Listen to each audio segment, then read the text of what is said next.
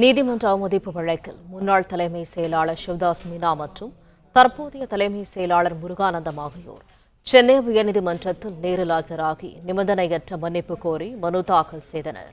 இது தொடர்பான கூடுதல் தகவல்களை தருகிறார் எமது செய்தியாளர் ஆனந்த். வணக்கம். விவரங்கள் என்ன? வணக்கம்.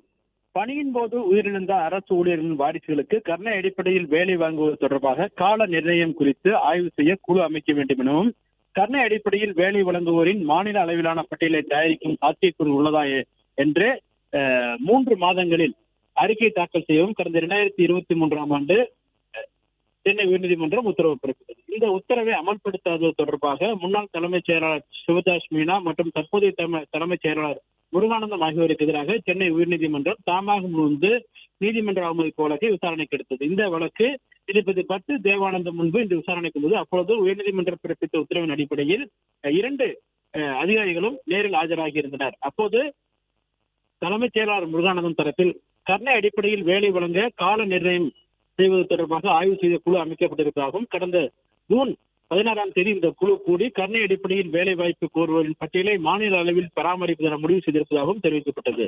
முன்னாள் தலைமைச் செயலாளர் சிவதாஸ் மீனா தரப்பில் இது சம்பந்தமாக அரசு பணியாளர் விதிகள் திருத்தம் கொண்டுவர நடவடிக்கை எடுக்கப்பட்டுள்ளதாகவும் தெரிவிக்கப்பட்டது.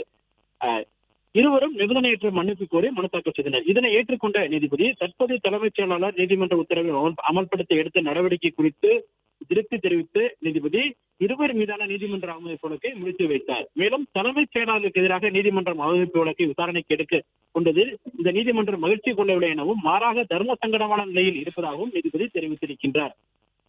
மேலும் நீதிமன்ற உத்தரவுகளை குறித்த காலத்தில் அமல்படுத்த வேண்டும் என்ற அதிகாரிகளுக்கு சுற்றறிக்கை பிறப்பிக்கும் தலைமைச் செயலாளர் சிவதாஸ் மீனா இந்த விஷயத்தை இப்படி நடந்து கொண்டது துரதிருஷ்டவசமானது எனவும் நீதிபதி பட்டு தேவானந்த் தன்னுடைய கருத்தினை பதிவு செய்திருக்கின்றார்.